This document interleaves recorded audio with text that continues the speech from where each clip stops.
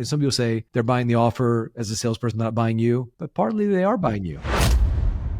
Regardless if they're buying you or not, you need to buy you every day. Like how you believe in yourself and your capacity to move people, to empower yourself and others through language can't be just about the language. It has to be about your self-concept, your worth, and your resiliency to deal with your own shit and other people's shit.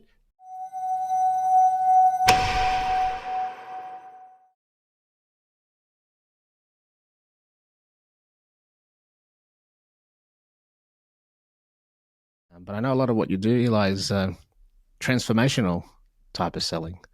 I guess where do you see? There's a lot of tactics and strategies out there, on how to sell and what to do to be able to sell. Where does the focus of transformational selling sort of come from in your experience?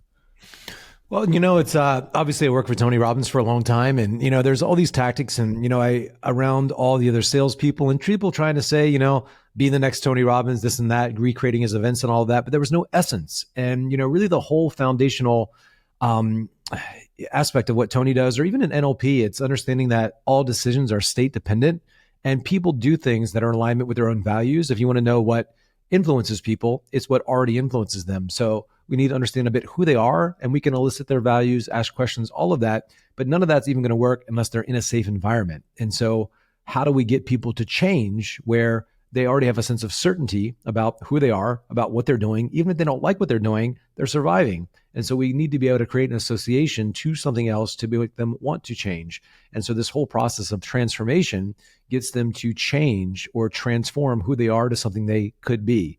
And the process of transformation, whether it's to transform your body or your finances or anything, there's some work there. But the work can feel miserable, or investing can feel miserable if it's not aligned with your values. Like I have to wake up in the morning and I got some funky stuff with my back, and I've got to do some exercises that aren't fun to do. And I could force myself to do it. But lately, I've gotten myself really associated. I had to sell myself on why I'm doing this and have a bigger purpose and reason for doing it, to have the emotion to pull me through. And so part of transforming somebody from a non-buyer to a buyer, from not committed to committed, to ultimately having their life change is really, getting them associated to the payoff, or as we say, sell the future, not the features. And so the heaven if you do, the hell if you don't. And in that, linking all of this to identity, getting them to realize they can be more. And if you've gone through our stuff, the foundation of what we do, our process is the trust trinity, getting people to trust in the process and the product. They're two different things, getting them to trust in you, the speaker, the offer, the company, whatever it is.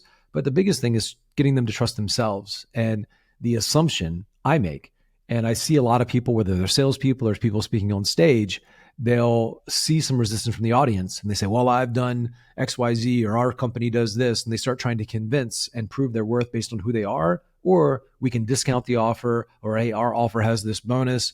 They don't feel certain in the offer, but I assume that they already know the offer is what they need. And I assume that they trust me, even if they don't fully. I assume it, and they often get pulled into that frame, and we start digging into the fact that they don't fully trust themselves or their ability in some way. And that's what we're helping them with. And so it's a matter of frame control, but also this really serves people because regardless if somebody has, and you need to have an ethical product for sure, and you need to be trustworthy. Otherwise, people are going to pick up on that. And it doesn't make good business sense not to be trustworthy. Like, it's going to come back to you and it's going to cost you. So just always do the right thing. But that whole way of taking it internal with people, because that's where change occurs. It's an internal game. It's not piling more tactics and bonuses and modules on people. It's something has to shift inside of them. And I think that understanding and that lens through which I see the person as to where they're getting stuck, where they're holding themselves back, where they're not aligned, where they're not congruent, where they maybe piled too much on themselves or made things not as simple as they need to be, or they're not just doing enough. They're not focused in the right way. So it's an internal game because we all have access to the same stuff, if you will, the same 24 hours, the same access to the internet. And so getting people to see the lens through which they see the world and pick up on what they're generalizing, deleting, or distorting based on their model of the world, their model of themselves, the way they see money. And so we can dig into that world and change their perception of their own value change the perception of how they see themselves or the world or opportunity, or how everything's bad and broken. And, they had this one significant emotional event and now they'll never be successful, or they can never trust anybody. That's an internal game. And so the process of getting people to release some things they've been holding on to that are clearly holding them back and step into a new identity is really the foundation of what we do. Yeah, that's huge. And I think you mentioned a lot of really interesting things there about, the person's state, their identity and everything else. And I think, for a lot of salespeople, sometimes they need to do the internal work in order to be able to project that as well, right? Just as important as anything. When you first started in sales, I guess, if we go back a little bit, at what point did you, start selling in this way? Like, was it a particular, did you always, I guess, start selling with, or did you learn, this sort of stuff at the beginning, or through some trial and some mistakes, and really understanding like anybody, people I first sold dental products and I sucked, and I read all these books and I memorized more stuff and it was in my head, and I was a good person. People liked me. I was a good guy and people just naturally trusted me. But I was insecure, and I sounded insecure, and I heard my calls, and, it was lucky I got some of the sales. And then I, got into this, this Tony Robbins stuff, self-managed state management. And it was mind blowing for me. And then, every day I do these presentations, and still I was a good guy. And I think I had some natural talent. Was charismatic, whatever, but it was tough for me. I was really insecure, and I just forced the charisma out of me. And Tony talked about modeling, standing voice, all of that. And I would practice these things, and I'd work on my presentations. I'd train like crazy. And I felt like I was pretty good. But then every couple of months, back then, Tony did like 7 UPWs a year, then 6, then 5, then just a few.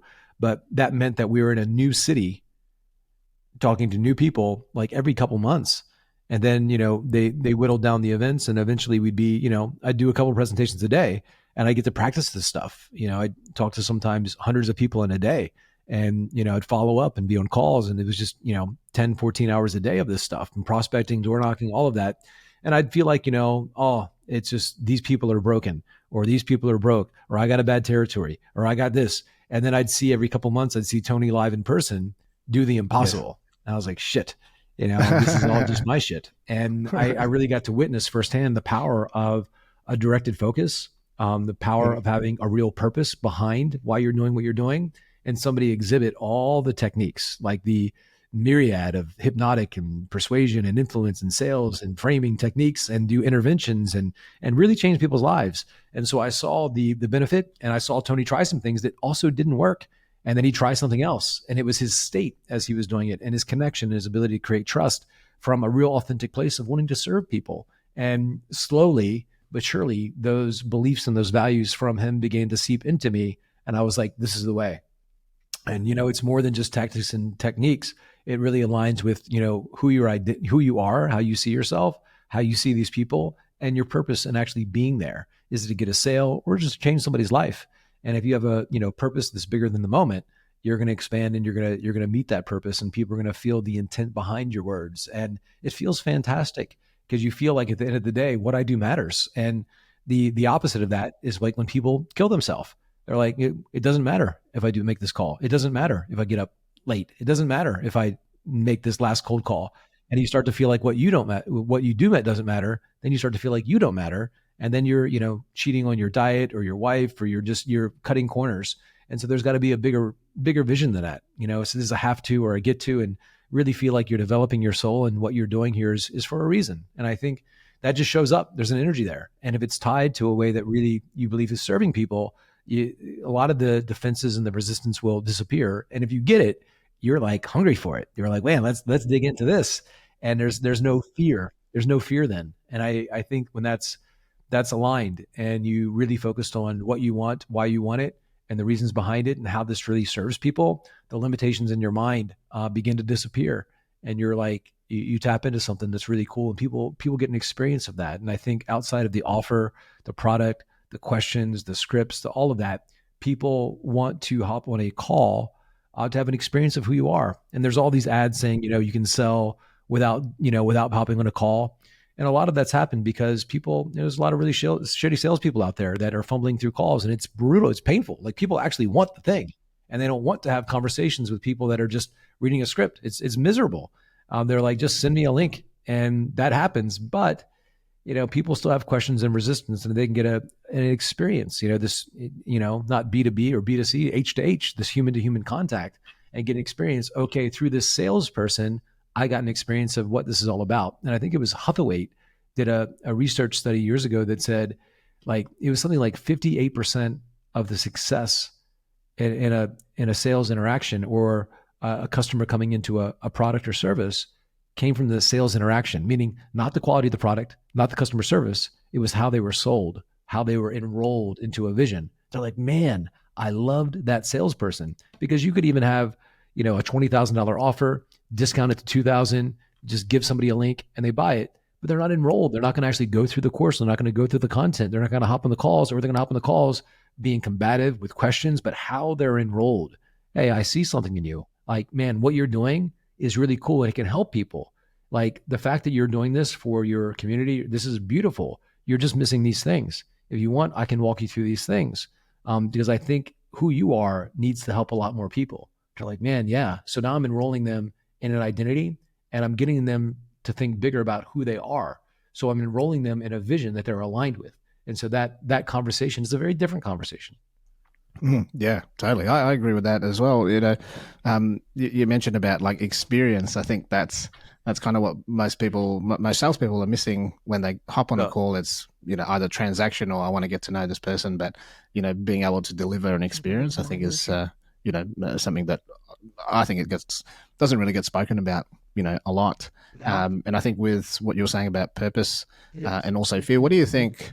When people have that purpose, like for you, Eli, like what's, from when you first started and you've, I guess you found a purpose of, why you do what you do. Does it change over time? Does it strengthen, in a particular direction, depending on your experience as well? How did you find, I guess, your purpose and why you dedicated yourself to getting really good at influence and, helping transform people's lives? Some of it competitive. I worked on, just like you, there were salespeople, other people there, and I wanted to win. And, sure. I think also there's the external and the internal. One, I looked up to Tony so much. I wanted validation. I wanted to be number one. But part of the reason I was able to connect and become friends with somebody like Tony and many other people, not just Tony, is because of similar in values. I felt lost a lot of my life. And I remember listening to this audio, and there was this one quote that stuck with me from Martin Luther King. And he says, if a man has not found a purpose in his life that he would die for, then he isn't fit to live. And I was like, I'm not trying to cure racism or save the whales, or there's no Vietnam War. I don't have a purpose. Like, I'm not fit to live. And I spent a lot of my time thinking like, I'm useless. Like and that was the beginning of depression for me. And, when I got into NLP and reframing my mind, I was like, maybe I do have a purpose. And it started to open a door for me. And I liked talking to people. And people had conversations with me, and I read books that changed my insight, made me feel really good. And I was like, man, this would be cool if I could do this for another person. And, it's one thing to do it for a person on the street. You're a crazy person if you do that. It's one thing to do it with your friends and your family, but you can even do it on stage and people clap for you and like, wow, that's a really nice person. That's a motivational story. But when you do it in a sales conversation, people vote with their dollars, because people say, oh, you're a nice person. That was really insightful. But the value is in the eye of the beholder. Like, people not only were like, wow, this is a really valuable conversation. They're like, wow, this is really valuable. Now I'm going to fucking pay you money. Like, this is valuable to the point. And I wanted the metric. Like, if this is so valuable, like, people should pay you for it, and not just pay me, but pay for the product because they're fully enrolled. And then it became like a game of like, well, how valuable is this? And could I create something that would really change people's life, the way they see sales or business or them, their relationship, whatever it is. And, going down that rabbit hole, I was like, man, this is super cool. And on the other side, somewhat selfishly, I realized this sales thing, I'm going to do this the rest of my life, only like 50, 60 hours or more a week. And the people that I'm talking to, like, I want to care about them. It's like if you're going to spend your time with people, you want to care about what you're doing.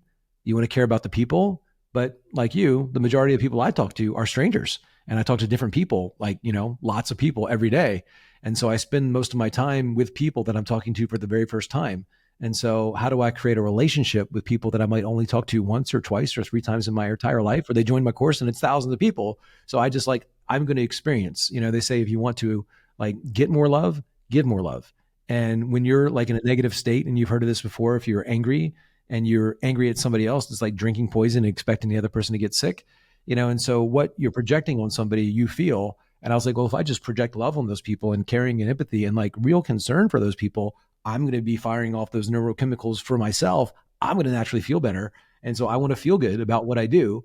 And I remember too, it's like if there was something I didn't feel 100% like good with in the offer, or something was there, or I knew there was something in the unsaid and I got a text from that person, I'd immediately look at my phone, or I'd get a call, or I'd see an email. And as soon as I saw the name, I'd feel like fear and shame. You know what I mean? You ever had that where it's like like maybe you shouldn't have said something, and now you got a text, and like I immediately feel these feelings. I was like, I never want to feel that again. I want to feel good about everything I do. Now I might still make mistakes, but I do it with the intent to do my best and to be honest about everything, because I want to feel good.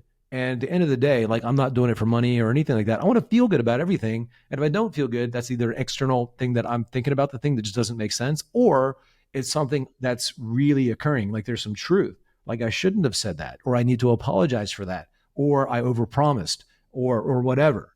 And then so I want to feel really good, and that raises my vibe, that raises my energy. And if I stay in that low vibe stuff, that's sickness, disease, the mental, emotional, spiritual parasites come at you. Not to be all hippy dippy on people, but it's like I really believe there's something there, and I want to feel really aligned and congruent about what I do and what I sell and how I serve people.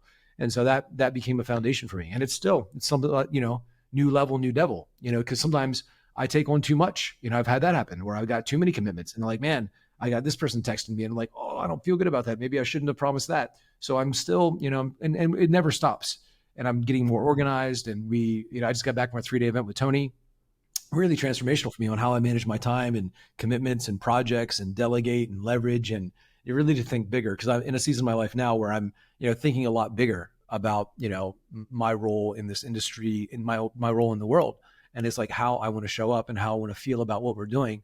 All that comes down to, microcosm of individual conversations, be it a sales conversation, communication with somebody in your team, or a client, or a refund, or whatever, like really showing up congruently and powerfully for a reason that's bigger than the moment. And I think that needs to be the foundation. And that creates a space for authentic, powerful, transformational conversations to occur, but it's based in truth. Yeah. Yeah. That's amazing. That's that there. I guess, when I see a lot of different salespeople, buyers, and, when they have a really good interaction, like you said, you get a nice bit of feedback from them, regardless if they buy or not. And it's just like, you just create that experience for yourself, and what you put out there is usually what you get back. So, I think a lot of people would resonate with that for sure. You mentioned about, bigger vision and, thinking a little bit bigger beyond where you're at the moment. What does that look like for you, Eli? What are you finding? What are you uncovering? What's the pathway that you're going down? I know, there's a lot of things that already that you are working on, but what's the bigger picture look like for you at this stage? We're great at the sales stuff. And, it's obviously you work with my partner, Eli Sanchez. I mean, the biggest names in the industry, we don't say their names a lot, but the biggest people in sales come to us now, but we don't market it. And so, and we can't market everything. And so we've kind of picked a lane. We've definitely picked a lane. It's going to be speaking. And when I talked to Hermosi the first time, and, Buddy Taylor, and even Cole Gordon, these are, some of these people, quote unquote, competitors, Jeremy Minor, in sales. I mean, these are all my good friends though. And it's like, and we could do it, and we could be competitive, and we could niche down, and, and I talked to, Hermosi, Jeremy, all these people about it, and we could be a player there. But I love the speaking thing. And we wanted to go into something where we could take over. Probably the go-to market leader in the speaking space now would probably be Pete Vargas, because he partnered with Grant Cardone. And it's great. I've joined everything. Like, it's awesome. I think we could take over for speaking. And I had a really powerful experience with some of the team at Tony Robbins' company yesterday on some things that I saw where I could contribute. But I think this could be the thing. And I love events. Like I got out of a 3-day event in Vegas, and I went straight into a 3-day event in West Palm Beach with Tony. Like, I love events. And I think, especially with AI and sales and presenting, a lot of this is, AI is going to help, but I think it's going to put a premium on speaking and live events, because you can do pretty soon. Somebody can take a picture of you, Patrick, and a script and make it into a perfect webinar presentation where you look and sound perfect. And it's like, wow, this sounds great. And it moves people based on AI, but people are thinking, is that real? And I think that's going to put a premium on live experiences, face to face, shake your hand, hug me, kiss me on the cheek, like, feel my emotion. And I think people can do that well. It's gonna position the people that can do it really, really well.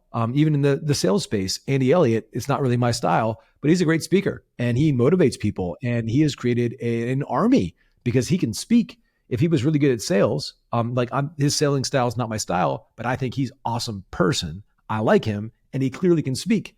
If Grant Cardone couldn't speak that well, I also not my style, but he's awesome. And I went to go break down one of Grant Cardone's talks. He's one of the most charismatic speakers I've ever seen. I was like, I didn't think it was going to be that good. Grant Cardone was one of the better speakers I have ever seen. It was awesome. Like, I couldn't believe, again, his sales style, just not my style. I'm not putting it down. But as far as a speaker, engaging the audience, amazing. These are the people that are going to dominate. And I think people that can't dominate in that way are not going to do that good. And so we're really in this speaking lane because I think as coaching, this whole self-development, coaching, consulting space evolves, I think live events and speaking and selling at events are going to be the foundation for companies, just like they were 30, 40 years ago, like Tony Robbins, Jim Rohn. It was events, and you're recording the event, the ecosystem, the upsell to the mastermind. I think events are going to be it, and we want to take over that space. And so that's where we're moving into. That's where we have moved into, and that's where we're already consulting the biggest people, but we've not marketed it the way that we should. And now we got an event at the end of this month. We're spending we're spending like so much money on ads. It's crazy. So no doubt you will see them. I've probably seen it. Yes. Yeah. You've probably already seen them. You're going to be targeted. If you click on something, we're going to target you like crazy. So we're spending a lot on there, but we're all in on this. And we see this as the path to really carve our huge niche out of the industry. Yes. And I do think people like Tony Robbins are going to do less and less events. And I think I will do some sales events. We got SalesCon coming up, Matt Ryder, Taylor Welch, Peyton, Will, it's going to be awesome. I'm speaking at that. I'll be probably like the main speaker and MC it and all of that. But I want to do my own sales events, and kind of like Tony does UPW, I'm going to be doing some events that are transformational for salespeople, where maybe you come there with all the objection handlers and I pull people on stage and we role play, but I get into like, here's my experience of you. You're needing approval. I'm being direct with you, and I can see you're scared. And we're going to create transformational experiences where people have limiting beliefs about themselves or how they communicate or their offer, and we help them deal with the emotional side of what it means to be a person of influence, i.e. a salesperson. Because, say you even close 50% of the offers, 50% rejection. And when I would go to the Tony's events, I was a top salesperson, but I went there, and one of the core emotions that I felt was shame. Why didn't I get more people to this awesome thing? Or anger at myself or clients, that fucking bullshit objection. If why didn't they fucking do it? And I would feel angry a lot, and I felt shame a lot, and I felt sad that I didn't do more. And that was real for me. And, looking back on it, I found a way to get myself out of that. But I didn't feel good about myself or what I did. Even when I was winning, I was a top salesperson, like in the industry. But a lot of times I was frustrated. I felt shame, or I was dependent on some script or whatever. I just didn't feel good. And sometimes people would say things to me that triggered me about Tony or the offer or self-development or about me or whatever. And I didn't process it as well as I would have liked. And so that I see as being like the ultimate thing, regardless of language patterns and scripts and all of that. They are, and some people say they're buying the offer as a salesperson, not buying you, but partly they are buying you. You're the tip of the spear, but regardless of they're buying you or not, you need to buy you every day. What offer you're on, like how you believe in yourself and your capacity to move people, to empower yourself and others through language.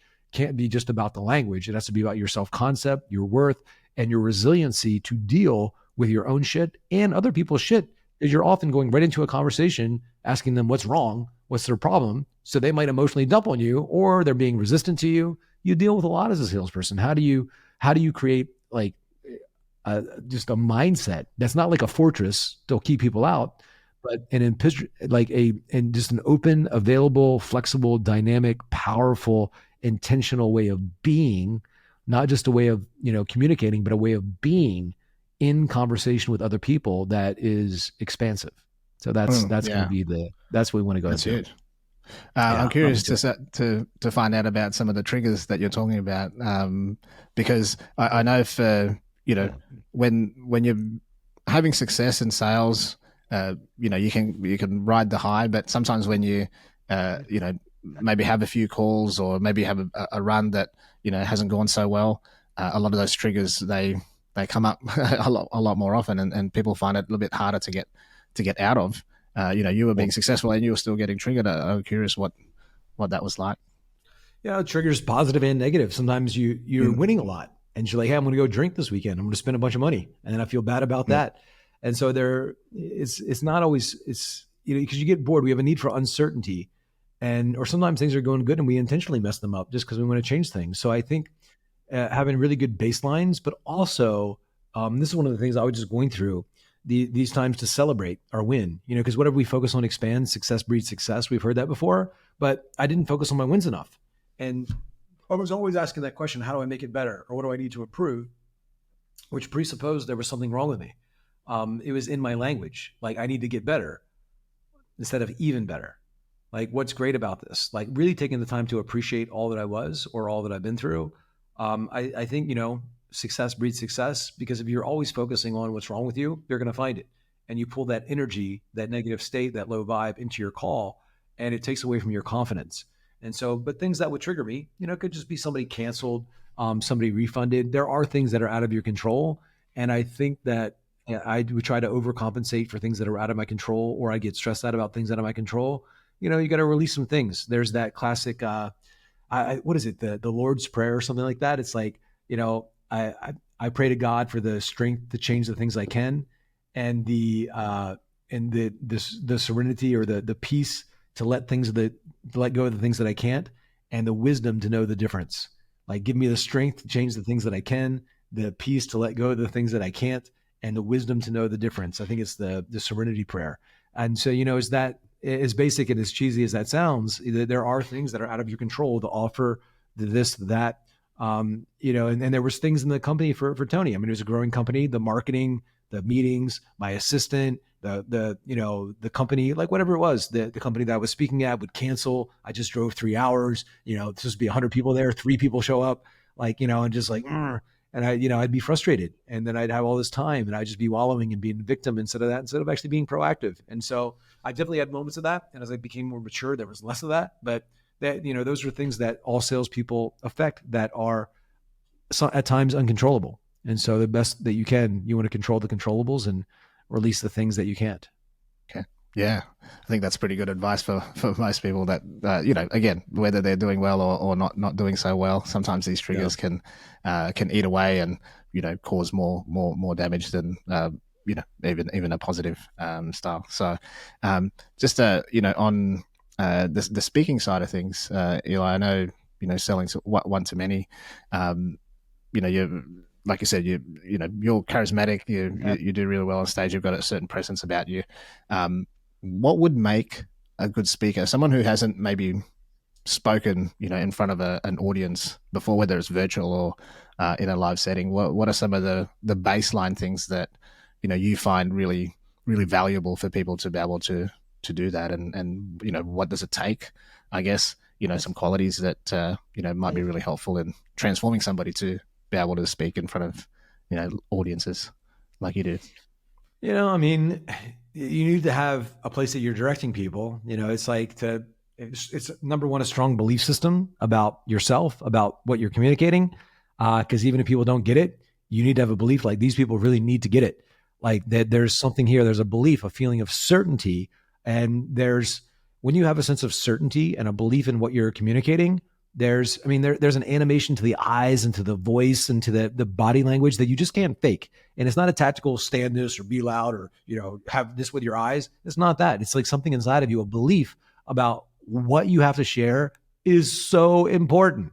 Like, this is the thing. I'm not just giving a talk. Like, this is like, you need to get this. Like, and there's a certainty and a passion, and it's an authenticity beyond the words. Before you even get into the language, like that is it. There's a belief. Second thing is like, you need to look the part. There needs to be a physiology. Like, you need to own that stage, because also as you're believing in what you have, that's an internal thing, but the expression to your body language, and it's like, communication, 7% words, 38% tonality, 55% body language. And some people poo-poo on it, but it's true. The more science I've seen, it's true. Because even if somebody's, they're like, oh, these words only, the words are super important. But if I'm like running at you with a knife saying, would you, do you think this offer's good? You're not even hearing the words because the physiology, I mean, that's an extreme example. Like if I'm sitting here with you talking on a sales call, but I'm like running a chainsaw or picking my nose, you don't hear any of it. You know what I mean? So there, and that's to the extreme, but understanding that on a stage, your physiology, if you're not grounded, centered, and directional with your physiology, you're going to be all over the place because this is where you express your energy from. So you need to be in a physiology of excellence. And then third, have an outcome.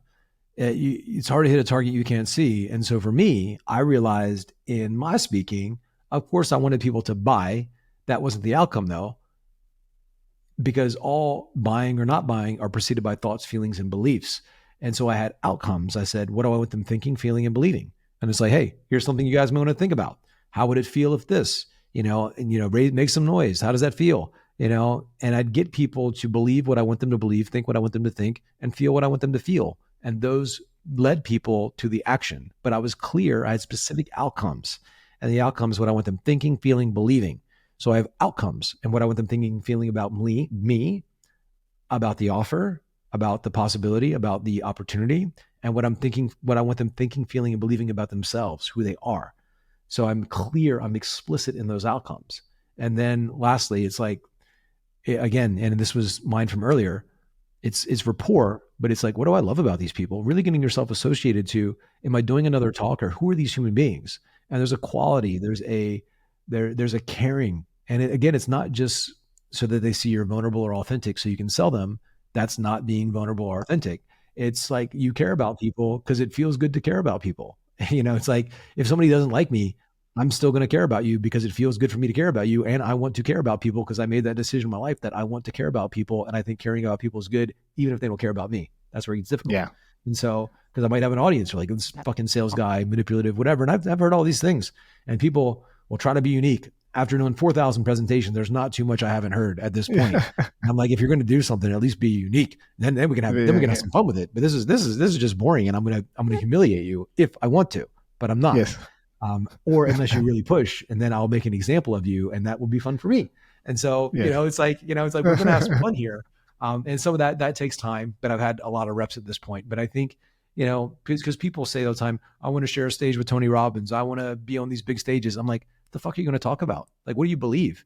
Well, I'm a house mom, and there's nothing wrong with being a house mom, but people, or they have something. I own 20 Ferraris. I'm like, okay, like, yeah, but what do you, I'm just made good stock investments. Okay. It's interesting for like 5 minutes, but we want to like, who are you? Like, what do you believe? And like, do you have a pathway to help people model what they need to understand, or what is something they can learn about themselves? Like, what are you here to contribute?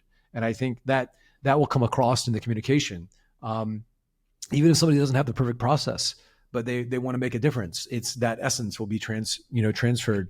And that's even more important than the words. And so that needs to be the foundation, the beliefs, the outcome, the physiology, the caring, the empathy, and understanding your audience. I think those are the things that people need to start with. Yeah, I think that's huge. I think, a lot of that stuff, not necessarily just for speaking on stage. I think if you're speaking even one-on-one in a sales call, I think those things are, would be really, really, really powerful in how you communicate and like, all those little bits and pieces.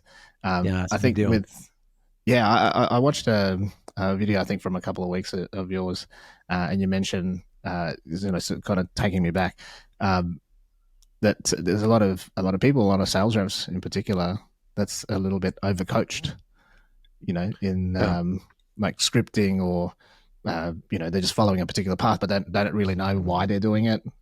Just from your explanation just before. But when you say overcoached, Eli, like, how do you break away from being overcoached? You know what I mean? Because there's a lot of information, YouTube, on Facebook, there's a lot of free stuff, top 8-figure, 9-figure scripts that people, don't know how to use properly. Right. So, how does somebody, I guess, get less coaching, but then be effective, Yeah, it's interesting, and my heart goes out to all these people that are new sales trainers, whatever, because there's some really talented people out there. But it's like, Well, and it's hard. Like, we'll spend 80 grand on ads this month to expand, and we've from day one we've done 7 figures off word of mouth, and so we've been in a really good spot. But I've done this for 20 years now, and this coaching industry has been around for a long time, but it's really just become popular the last few years, and so to keep up and really go big like people want to. I mean, you can have a small thing and develop relationships and all of that, and there's a way to build all of that. But to break through big like we want to, it's an expensive process. Other than that, you're not going to make a ton of money because there's just so much time involved, or building the team. Like all these things are expensive. And so to really, what is realistic for a coaching business with marketing and sales and delivery and output and like how much profit you make, it becomes a real interesting thing. And I know a lot of big players in this space and how they run their teams and their companies, because going back to your question here, people, it's like they just keep on buying stuff. But I think if you're a student, you need to find a few people that you trust. I think Taylor Welch is great. Jeremy Miner's a good friend. Cole Gordon, Matt Ryder's a friend. These people have some good stuff. And I've worked with all of them. I've coached them. They've coached me, all of them.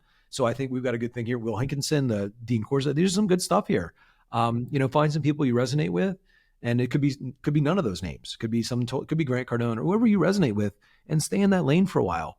I picked one guy. I studied one guy for 15 years. I was like, as soon as I saw him, I was like, that's my guy. And I think a lot of people hop around a little bit, but nobody. And part of the reason they're hopping around a little bit is everybody's kind of fickle. They've only been in the business for a couple of years. Like, I know I'm going to do this rest of my life until I die.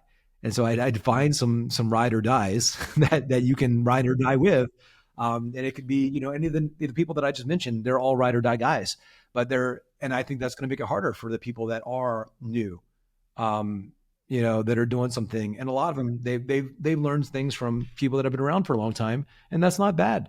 They will have their little ecosystem of people they've connected with, and they can do something significant if they really make a name for themselves and really dominate, and they, have some of the right strategitic partnerships and all of that. Like me and, Taylor, I'm doing an event with him tomorrow, kind of got an ecosystem, pushing some people to his thing. He's pushing people to my thing. And so because it's very hard to do on your own. It's really hard. You can do it. You can make 6 figures. You can go out in your community. Like I'm even starting to go out just to show people the model. If people want to speak and sell, the same job Tony had for Jim Rohn, I had for Tony, and to show people the model. I think anybody realistically can make, $250,000 up to $1 million a year just in their local community. Will Hankinson was in my speaker course. I showed him the model. He made his first month doing it. He went out to his local community, did talks in the community, pitched his insurance thing. He made 186 grand his first month commission, learning the model. So I think it's really doable for anybody, and just to show people the model, because we're doing it as part of our mastermind. We've got a mastermind coming out where I show people how to book meetings, how to go to companies, how to present and sell there. And that's the majority of the way that I generated 9 figures. So I'm going to show people the model. We're going to have people film me. I'm going to cold call companies in the area, say, hey, I'll do a sales training for your team for free. I go in, I sell them stuff. Or I sell the company. And sometimes these were 6-figure contracts where I could pull this out. So, but I had a skill, I had an offer, and I had the ability to get into companies. So it's a process. We're gonna roll it out, but there's a lot of different ways to do it. So we're gonna expand people into an old school model, because everybody's gone online. And even like I said, with ads are getting really expensive. The way that I did it was picking up the phone or walking down the street or going to networking meetings. And I know this is old school, but it was free. And every single day I booked meetings and business. And every time I booked a meeting, I said, hey, who else do you know? And I got referred into other companies. And that was my lead generation, was referrals into other companies on the spot. And it's called Bam Pam, book a meeting from a meeting. Like I never had a day without a meeting. And every single day I did multiple presentations and I sold people. Like, we made a lot of money. And I think that's where things are going to go. Or it's something that for us, they're going to have people film me doing this, like raw, talking to strangers that don't know my name at all, and me selling them. And that's going to be part of our social media content. I'm like, yeah, I've only done this thousands of times, and here's our process. And I'm going to sell you into, here's what you can do in your community. And so that's, if you want to be a coach. And I think John Maxwell has a similar program. I haven't gone through it, but they certify people in coaching, and then they certify people in speaking, and they say, hey, go to companies, speak, and then sell your own coaching. And then John gets a piece of that. So I haven't gone through his course, but I just heard about it. And I'm sure John's great, but I'm willing to bet on myself that we could create something even better, even if I never saw his thing, just because I have more reps than most people. And I've just seen the model. And Tony got it from Jim, and, and I got it from Tony, and then we've evolved it since. And I'm the most successful person like in history, one of doing this model. Brian Tracy had a model like that. Tony obviously had the model. One of my mentors, Roberto Monaco, did the model, but I've shared all those ideas and I've collected all those ideas. So that's going to be something new that we do, which is old school meets new. And it's a lot of fun. I like it. Also, I think too, it's, we're in this social media world. One of the things that I think is missing for people, even for me to an extent, because I've been, I'm here, I'm on the computer all day. I think we're all missing a sense of connection and community. Yes. And so part of the reason I want to do this, I want to meet more people in Miami.